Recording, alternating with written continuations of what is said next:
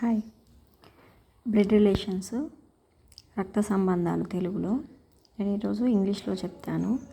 ఎప్పుడైనా my self, మన గురించే రిలేషన్ చెప్తున్నారని లింక్ చేసుకోవాలి. ఫర్ ఎగ్జాంపుల్,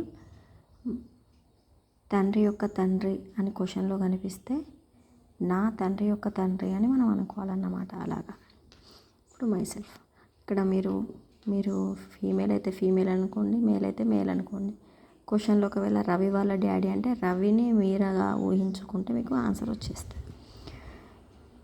ప్రజెంట్ ఎప్పుడైనా మన గురించి మై సెల్ఫ్లో వీళ్ళకి బ్రదర్, ఎవరైనా సొంత మన జనరేషన్ వాళ్ళు ఉంటే ఇలా సింగిల్ లైన్ పెట్టేసుకోండి. మిడిల్లో అడ్డంగా సింగిల్ లైన్ పెట్టేసుకుంటే మీకు మన జనరేషన్ అని తెలుస్తుంది.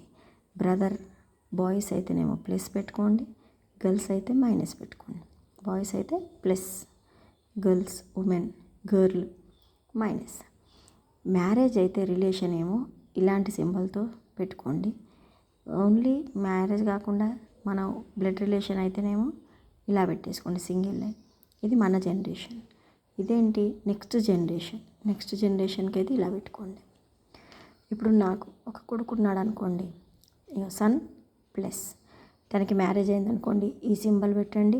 అబ్బాయికి అబ్బాయితో మ్యారేజ్ కాదు కదా, కాబట్టి అమ్మాయి డాటర్ ఇన్లా, నాకేమవుతుంది డాటర్ ఇన్లా. ఫర్ ఎగ్జాంపుల్, నాకు ఒక డాటర్ ఉందనుకోండి, తనకి మ్యారేజ్ అయితే సన్ ఇన్లా.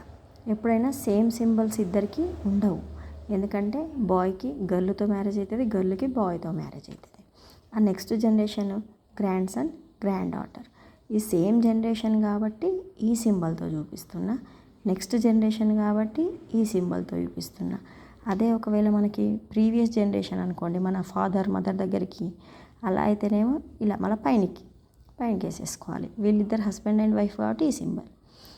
మదర్ వాళ్ళనేమో మెటర్నల్ అంటాం, ఫాదర్ వాళ్ళ సైడ్ ఏమో పెటర్నల్ అంటాం. ఇవి ఖచ్చితంగా గుర్తుపెట్టుకొని ఒకసారి చూసుకోండి.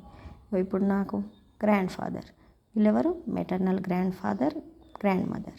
వీళ్ళెవరు paternal grandfather paternal grandmother. Mother మా మెటర్నల్, మదర్ మా మెటర్నల్, ఫాదర్ పెటర్నల్. ఓకే.